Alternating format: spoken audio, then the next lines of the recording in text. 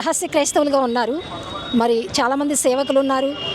మరి క్రైస్తవులందరూ కూడా నిజమైన భారంతో సువార్త ప్రకటిస్తే గనక సర్వలోకం దేవుని వైపు త్రిప్పబడుతుందండి. నిజంగా క్రైస్తవులు గనక నిజమైన భారం రోషం ఉంటే గనక తప్పకుండా త్రిప్పబడుతుంది. విచారకరమైన విషయం ఏంటంటేనండి, ఈ రోజుల్లో చాలామంది పాస్టర్స్ విశ్వాసులకే బోధించడానికి అలవాటు పడిపోయారండి.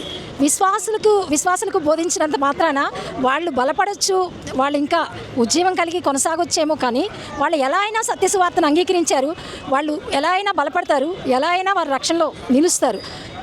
మన ముఖ్యమైన దేవుడు మనకు అప్పగించిన పని ఏంటంటే సర్వలోకానికి వెళ్ళి సర్వ సృష్టికి సువార్తను ప్రకటించమనంటే, మరి చాలామంది సేవకులు చేస్తున్న పని ఏంటంటే వేదికల నెక్కి వాళ్ళు స్టేజ్ల మీద మాత్రమే ప్రకటించడానికి అలవాటు పడిపోయారండి.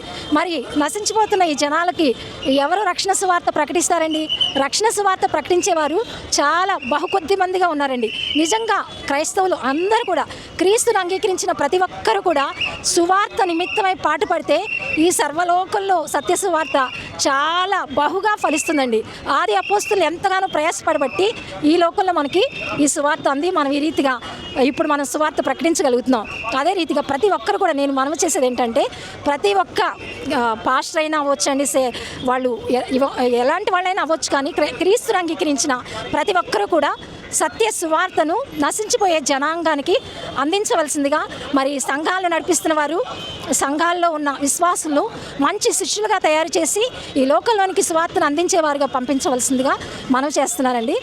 God bless you.